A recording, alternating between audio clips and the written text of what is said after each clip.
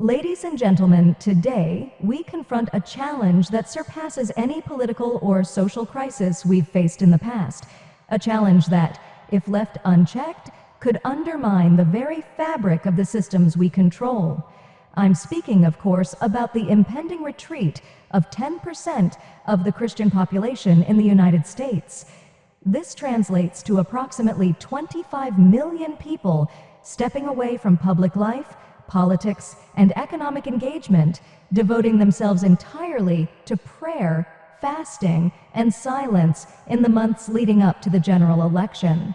What at first glance may seem like a peaceful religious exercise is, in reality, a profound threat to the structures we have spent generations refining. It is a movement that represents not just a temporary withdrawal, but a rejection of the secular world and the systems we have carefully built to manage it.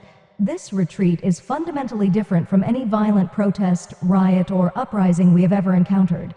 It is far more dangerous because it is rooted in something deeper, an unshakable faith that rejects our influence entirely.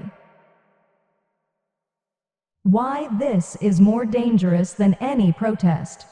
Historically, violent protests or social unrest are challenges we know how to manage. When people take to the streets in anger, we can deploy the mechanisms of control, law enforcement, media framing, and political maneuvering. We've mastered the art of pacifying unrest by co-opting movements, redirecting their energies, or simply suppressing them through force when necessary. But this retreat is fundamentally different. It is not violent. It is not reactive. It is an act of silent defiance and spiritual power that takes place entirely outside the realm of the systems we control. We cannot pacify it because it doesn't seek confrontation. We cannot manipulate it because its participants have chosen to disengage completely from the political, economic, and cultural spheres where we wield influence. They are not protesting. They are rejecting the very idea that our systems hold the solutions. They believe that true change, the change they seek, comes not from political movements or policy reforms, but from divine intervention. In essence, they are walking away from the mechanisms that maintain our power, placing their hope in something we cannot control, God's will. The power of silence. The silence of this retreat is its most dangerous weapon. Violent protests demand attention. Silence demands reflection. While protests can be managed through force or narrative control, silence offers no target for suppression. These Christians are not fighting in the streets, and they are not making demands of the government. Instead, they are quietly withdrawing their support from the very structures that uphold our influence. This silent withdrawal is a rejection of the material world and its promises of change. They are sending a clear message. They believe in a power greater than government, greater than economics, greater than anything we can offer. And that belief, once it takes root, will not be easily shaken. The spiritual dimension, a threat rooted in revelation. There is also a spiritual dimension to this retreat that should terrify us. For many Christians, this retreat may not simply be an act of withdrawal from a flawed political system. It could be seen as a spiritual preparation for the fulfillment of biblical prophecy.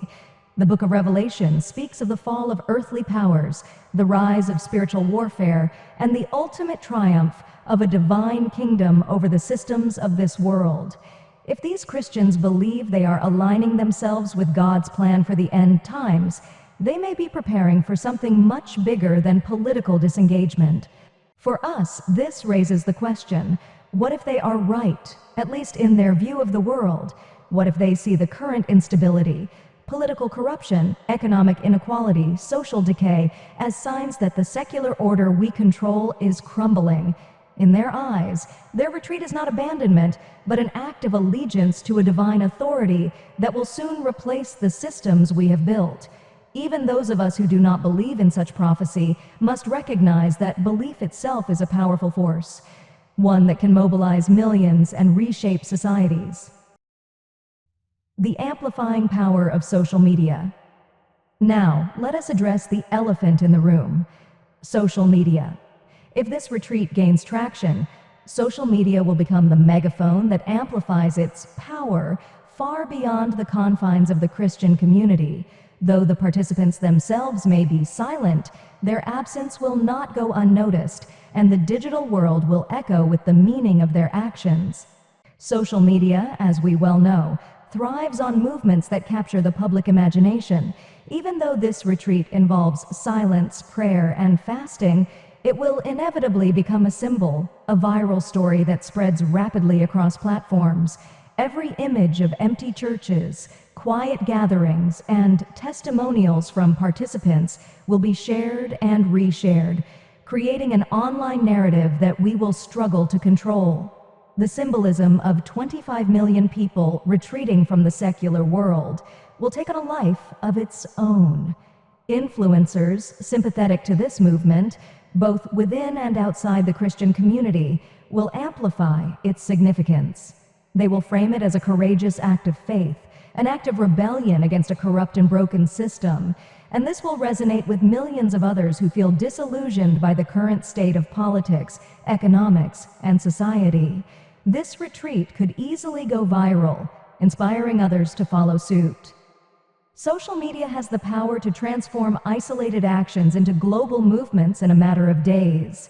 What starts as 10% of the Christian population could rapidly grow as more people are drawn to the idea of spiritual renewal and disengagement from a system they no longer trust.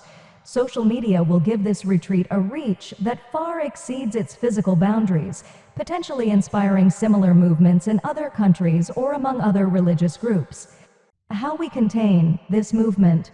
We cannot afford to underestimate the power of social media to amplify this retreat. If it spreads unchecked, it could spark a mass awakening that encourages even more people to disengage from the political and economic systems we control. Therefore, our response must be swift, calculated, and strategic. Here are the steps we must take. 1. Control the narrative. We must immediately shape the narrative around this retreat. It cannot be seen as a powerful act of faith or rebellion.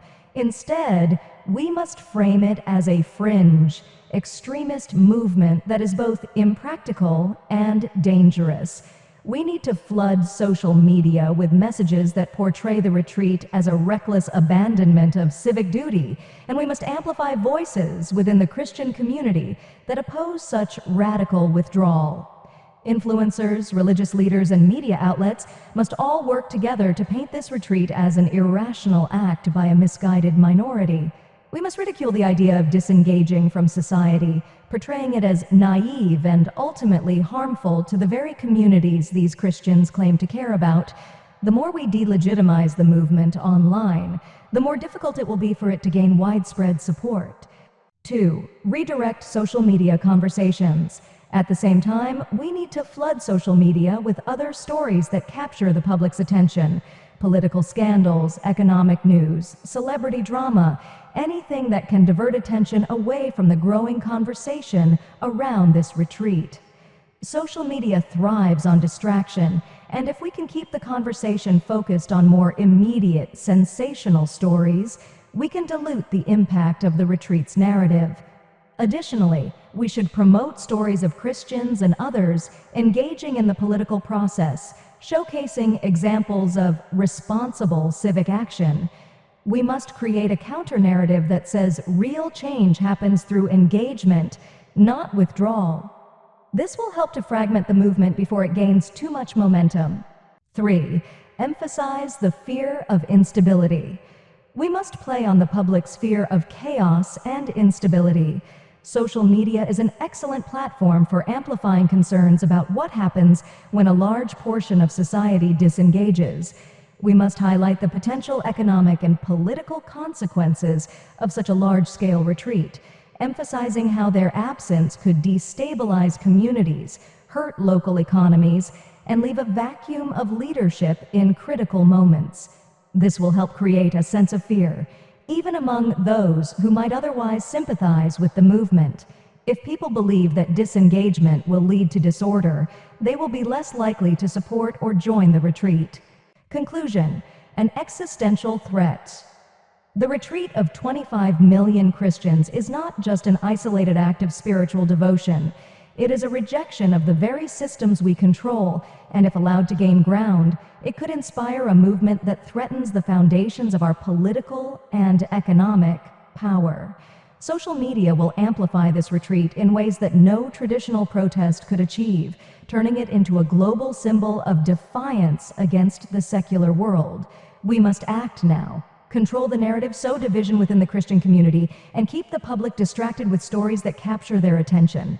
The threat of this retreat lies not in violence, but in the silent power of faith, amplified by the viral nature of social media.